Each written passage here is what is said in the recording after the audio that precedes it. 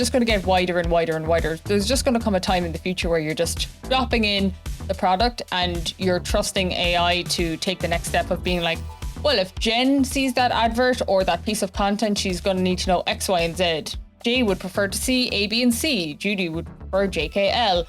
So like it'll tweak it accordingly. I think that's where we're going to end up. And is that good or bad? It's not going to be 2020.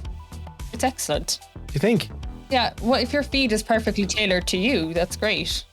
My name is Sian Horn. I am the founder of Elite Pilates, the Club Women's Network, a national network for women that work for themselves. I also create content. My name is Judie Russell. I teach people how to make videos through the Vid Academy, and sometimes I make videos. My name is Jen, and I am the co-founder of a digital marketing agency called Velocity Growth. My name is Jay Woodard. I am the founder and creative director of Ad32. We create content for SMEs, corporates, all different kind of products, food, fashion, all that kind of stuff. So it's between photo and video. Hey guys, welcome back to another episode of Unbranded. In this week's episode, we are talking about all things content in 2025. We're going to predict our thoughts of how content's going to evolve. Is it going to evolve? Is it going to go back? Like we're just going to kind of hammer into it. There's been a lot of changes recently I'm seeing on TikTok, different styles, and some are working, some aren't working. We've seen major shifts in YouTube as well and longer formats and stuff. So we're going to talk about all that and just, I think we should get straight back into it, will we? Judie, let's start with yourself. Predictions of what are you liking? Is there any trends you're liking? Is there any styles you're liking at the moment? Anything like that you're seeing that you think that will catch on? In terms of trends, well, do you know what now I'm thinking is like what Jen has done with her AI avatar, right? I think that I was talking to this guy from Be Human. Are you familiar with Be Human? Have you tried them, Jen, yet? They kind of are an avatar kind of thing as well, right? But like, you know, if someone signs up for my online courses, and this isn't related to social content, but if someone signs up for my courses, I create one video and then this learns my body movement and my voice and then sends them a personalized video.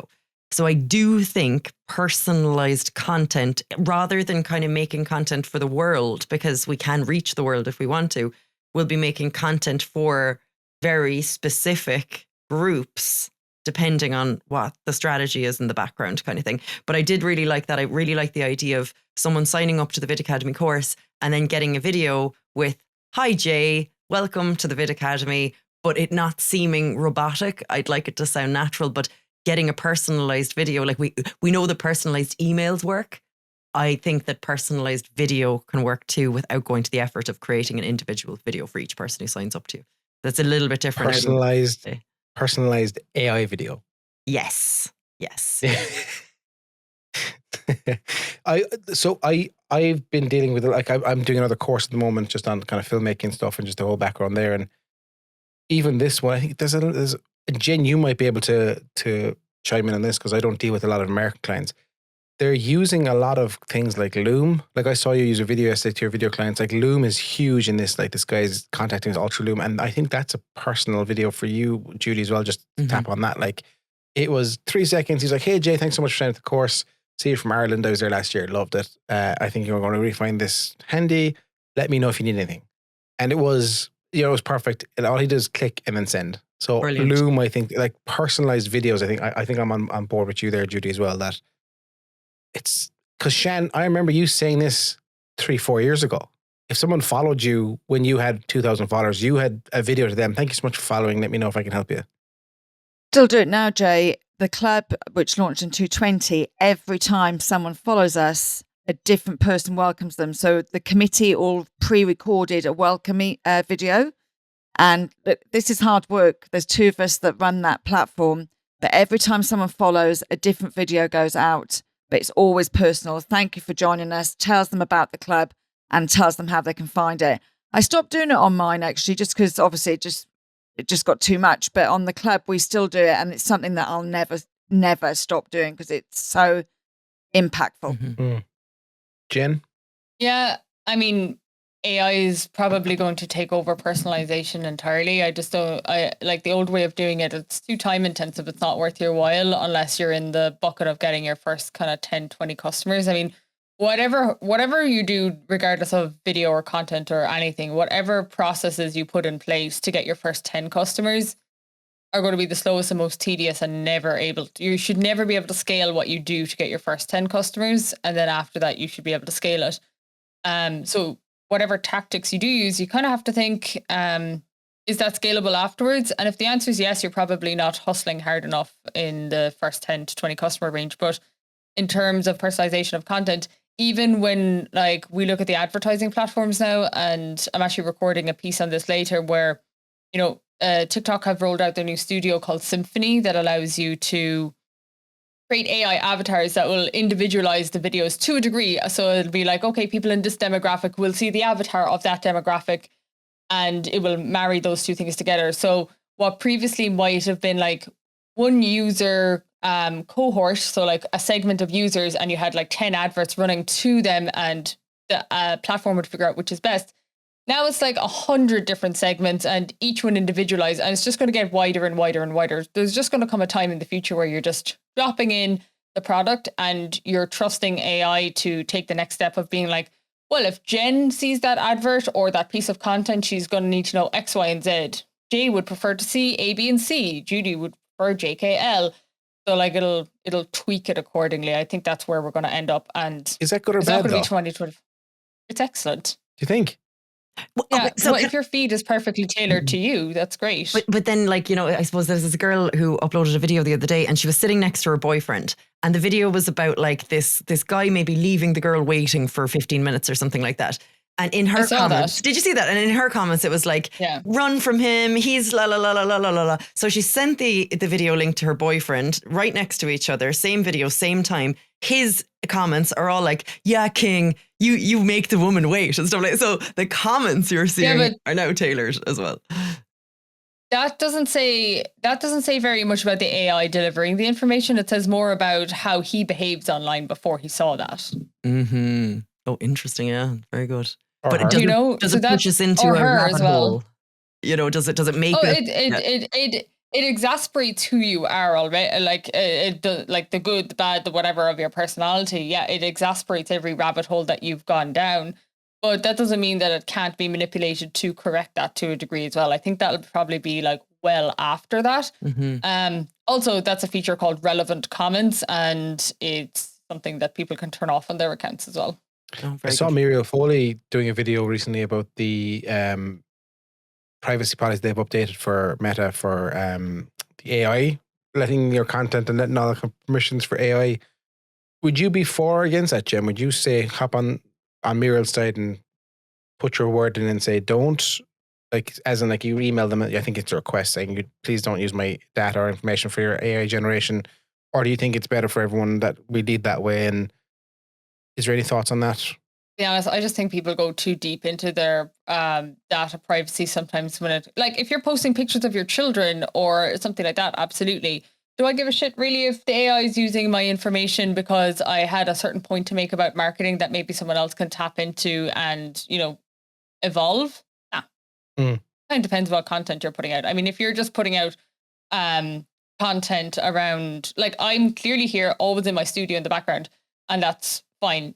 There's like, there's data privacy that you need to think about from the perspective of, oh, I'm out here in a location at a park with my kid and there's people in the background. That's a different privacy issue to one that would be on my account.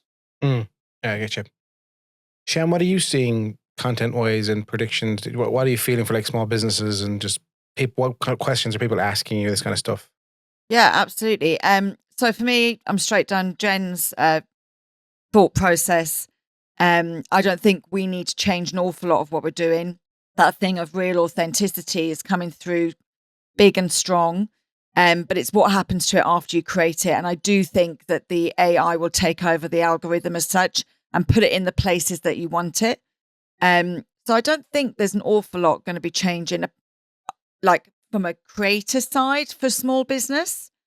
But what happens to it after it's created, I think that's where the change will be. And I think it's a good thing. We've all sat at home going, cheap flights to Spain near our phone, and then the ads all come up. Like, I like that information. So yeah, I think it's a good thing. I think it will help businesses and I think it will improve everything. And my only fear is as a small business's budgets are always tight. And I I like to know exactly where my money's going. And so do the people that I work with.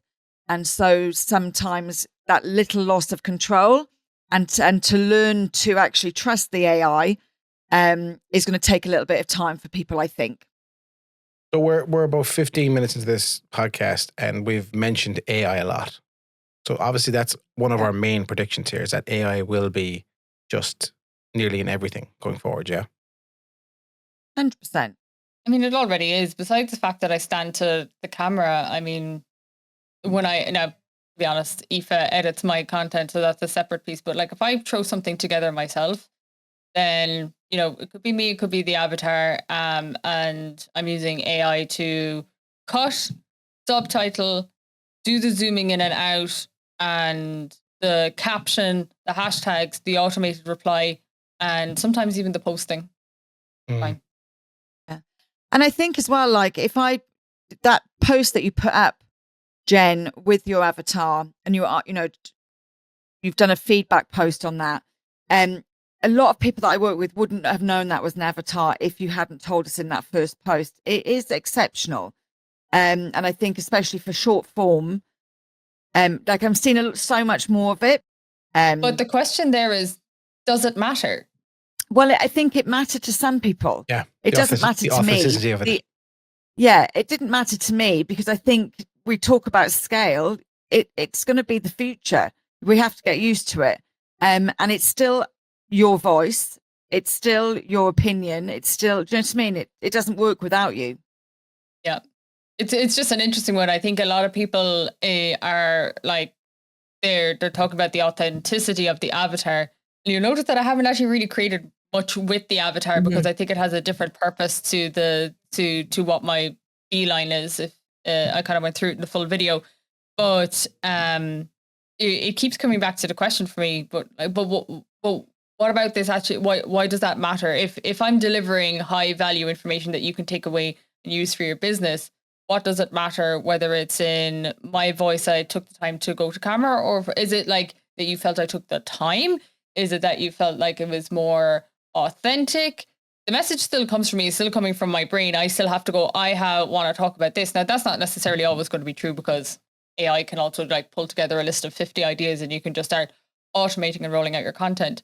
But I think if my account was pushing out 50 videos a day because I could, then that's a problem. That's what I'm coming from the angle where authenticity wise as well, where like I was saying to you last week that if I edit a photo and Instagram pick it up as made with AI, some people out there will believe I created that entire photograph by typing and prompting and clicking enter. And that's why I'm thinking the authenticity of it, of you saying this is an avatar like that. Well, this isn't her content, this isn't real.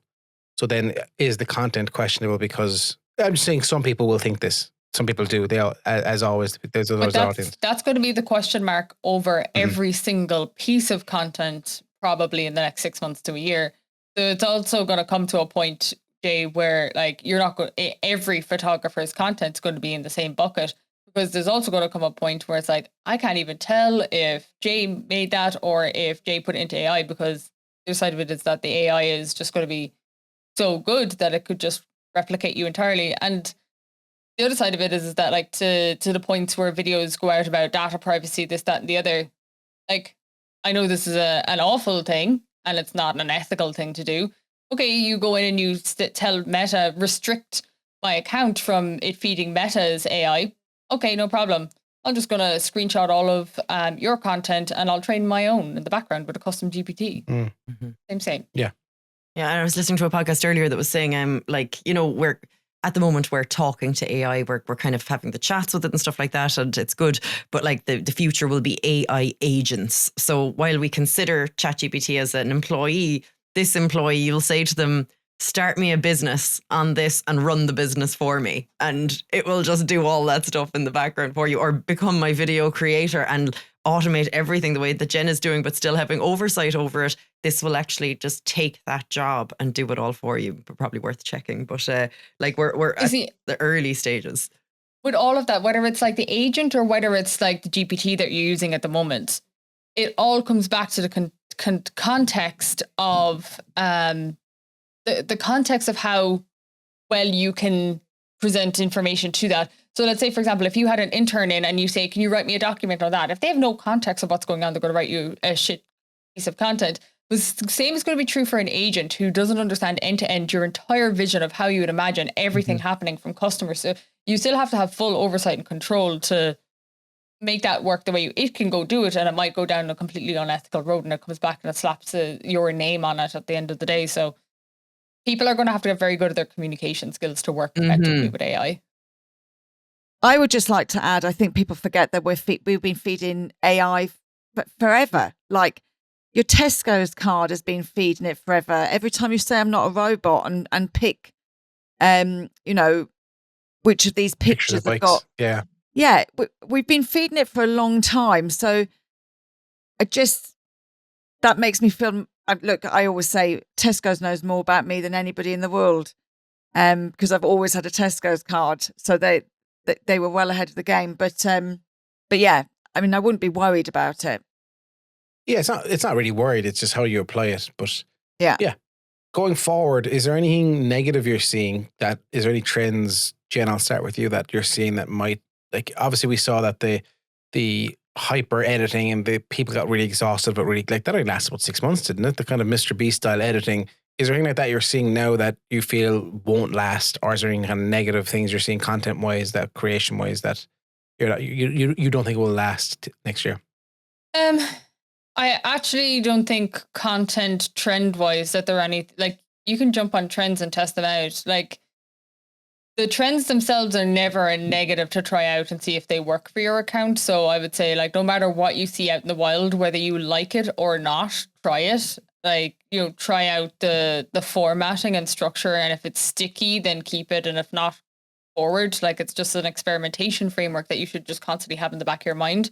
I think the only trend is kind of, the amount of DMs I get every day from people being like, oh, I want to start creating content, and I go to their page and it's like 0 posts. Well, it's like, well, you're not, I mean, it's more of a behavior thing, isn't it? Where it's like, everyone's wondering, what trend to jump on, what trend should I get started with, how they look at it from the perspective of like, oh, I've been creating shit posts for a while. I need to figure out what trend's going to bring my account up to the next 1,000 or 10,000 or whatever the case might be. Or they've no posts at all and they're looking at it from the perspective of, well, how do I get started? How do I structure my videos to get started? And the bigger problem there then is, like, my bugbear then at that point is just like, fucking video. Where do you think we are, in this question to all of you, where do you think we are in the mountain of podcasts? Are we near the summit and we're going to hit the peak and then start going down? Because there's so many podcasts out there. People are just doing podcasts. Like, you see all these jokes, you see all these memes that, like, they should be giving out licenses for podcasting, so not many people can do it. Like, where do you think we are in that world? Do you think podcasts will be big in 2025, or do you think we're going to see a small decline? I think they'll get bigger, and I think only the strong will stay. I really do, because I like, this part of my job is to work with people and God, I had 2 power hours in the last week talking to people about how they're going to put their pod together, who their audience is, etc., etc. So I think they're only going to get bigger, but I think only the strong will survive because people give up, and so I do think in the end, like, you see, even like some of the really big ones are fading. So yeah, I don't see anything dropping off next year. It's just learning to pivot. We had a meeting before this recording that we're seeing different trends with our podcast. We were talking about how to market it differently and stuff, that you just have to keep moving and keep pivoting, don't you? It can't be just the one thing nonstop and hope for the best, because as we said, we're in this for 52 weeks. Guaranteed we're in this for 52 episodes, just to give it a year, give it a try, and then we'll reassess all that then. But like, I think I agree with you, Sian. I think there has to be a decline, because not only is it costing time, it's costing money for people. It's this editing, it's the efforts, it's the people like Aoife that are doing work for them, and just, if they're not seeing a return, they'll be like, oh yeah, it's just move on. And I think I love podcasts in the scenario of a content creator because you can get so much content from it, because you can do a hero piece for YouTube, you can do the clips, you can transcribe it and put it as a blog post on LinkedIn, all this kind of stuff. For business, I think it's a great thing. But I can definitely see, like Joe Soap was talking about West Ham or something like that, giving up because that's too much. We had the crack, but it is what it is. That's where I'm starting to look at it from a decline. where I think too many people are making the podcast because of the storyline of create long form content, create all the short form content for your business, and the short form content is inevitably like it'll work to promote the podcast, but does it build your personal brand? Does it have the same scalability as lots of other forms of content? Probably not. And the reason being is that it's not the long form content that's the issue. It's the planning of the long form content that can go astray. And, you know, you need to be consciously speaking in sound bites. Like the big problem with long form content that gets chopped up into short form content is the loss of context in between. And when you do that, you're inevitably just now you're wasting triple the amount of time that you were wasting before, which is you're wasting your time creating content that's long form. You're doing it so you can you're creating the podcast so you can tick the box for YouTube, Instagram, TikTok, Twitter, LinkedIn, all in one breath, when each of those are separate platforms. And the podcast in its essence should be end to end, very, very good on just audio. Like I even get frustrated sometimes where I'm like, in the shower, listening to a podcast, happy out with myself. And then next thing they're like, but if you're watching us on YouTube, I'll show this graph. I'm like, I can't graph. Tell me what you mean. Just explain, like describe the graph to me, please.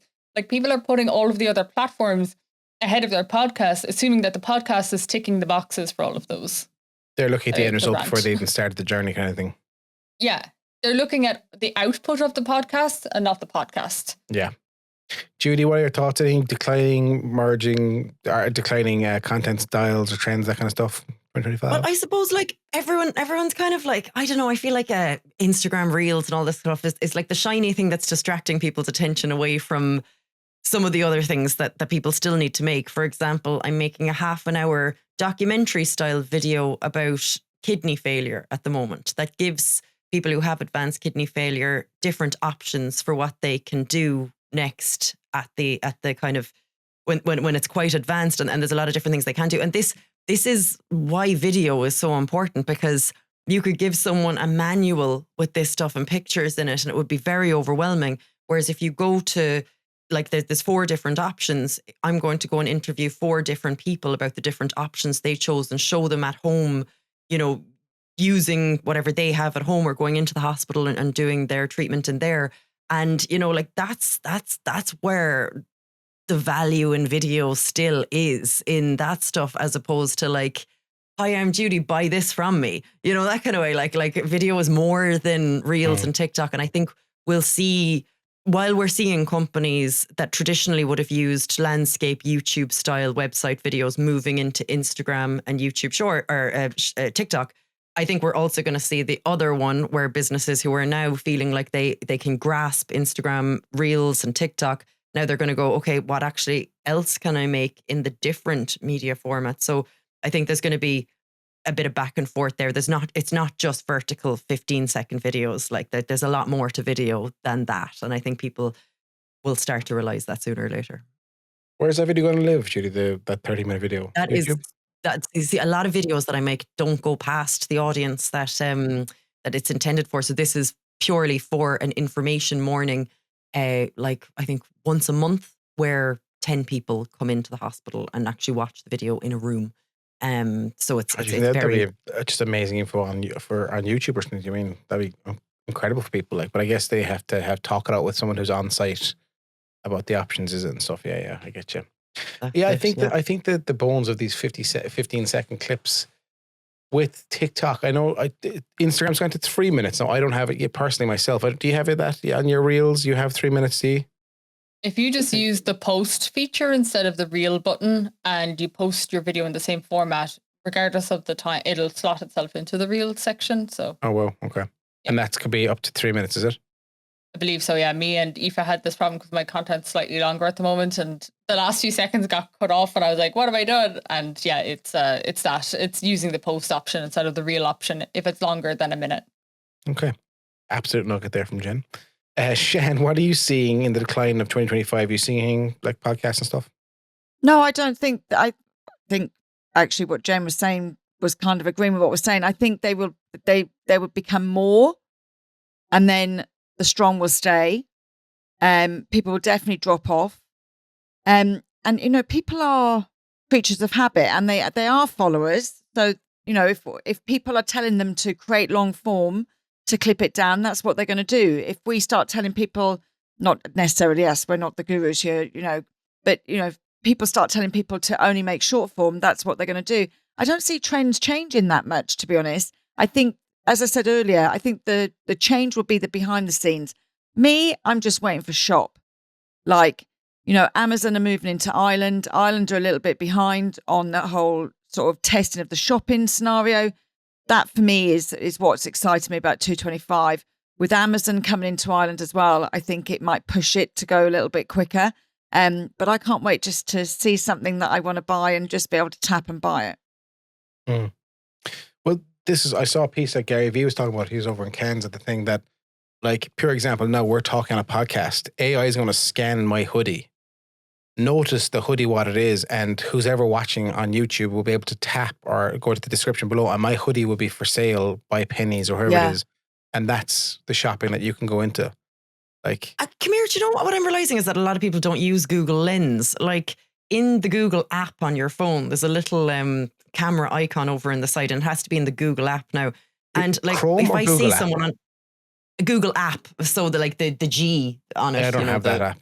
Yeah, go on. Well, do you know what? I'll get it for this specifically because there's a little camera icon.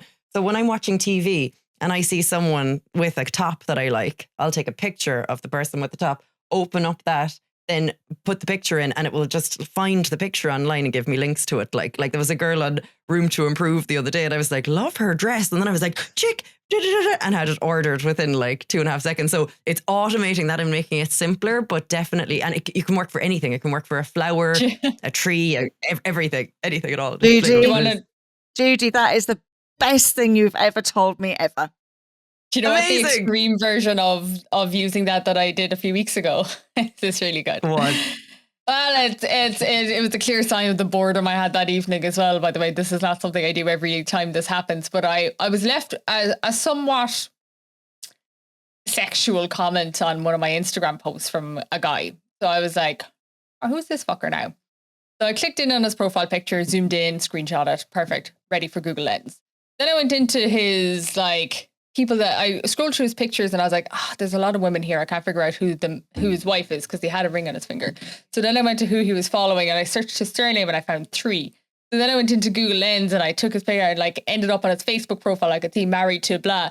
So then I replied to the comments, and I tagged his wife, and I was like, oh, and she's beautiful too. I was like, so sick shit of it. I was like, my God. And was it derogatory towards you, or was it him going, you're so kind of very sexy? much so. Yeah. So I was just like, why would he do that? Like, how do people think that isn't traceable? And did she ever respond? He had to me it? deleted and blocked within 30 seconds. She got the notification. All I wanted to be honest, I wasn't even going to leave it there. I was going to delete it pretty much instantly as well, and the whole thing, because I don't want that sitting on my account either. But what I did want to do is give him a bit of a fucking fright. Like that you can't just go around saying shit like that as well. Like, yeah. Fucking dead right. And that's it. Don't mess with me. I know how to use Google Lens too. That's the teach me of this week for everyone, I think, is the definitely. You can also use Google Lens for taking screenshots if you're online dating of people and find out if they're catfish, because a lot of people are doing it where someone's too good to be true, put them through Google Lens, and you'll find out that they're like a news reporter in some country that you've never been to. I think Samsung have an option on their phone now that you can just write, literally draw a circle around it, and it's the same thing as Google Lens, and it kind of finds out what it is, isn't it? Well, I tell you that you always get found out, and that is the lesson of the week. You always get found out. Always. It's, can't get away with it. Be as authentic as possible. No, not on my account anyway. Hey, I love it. Yeah. Does anyone have an extra teach me, or are we happy to kind of close out on that one because that was so solid? I think that one was solid. Just be kind. Be kind. Actually, do you know what? Actually, we mentioned her earlier, and I would say if you do have children and you are worried about security, Muriel Foley is doing the most fantastic series of information reels for parents, and I think it's such a good thing to do.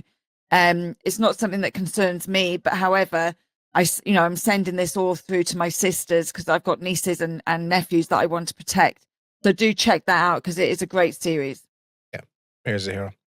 Guys, thank you so much for listening this week. I hope you learned something. If you have any ideas of our trends or thoughts on the demise of podcast, or is it going to keep going, or anything like that, and the content trends of 2025, do let us know.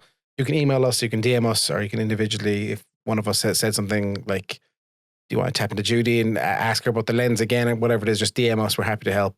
Thank you so much. We appreciate your time. Make sure to subscribe, rate. It's so important. It's kind of the lifeblood of the podcast. If you're rating us, more people are seeing us. Yeah, thank you so much. Have a great day, night, whenever you listen to this. Have a great one. Brilliant. Bye. Thanks, guys.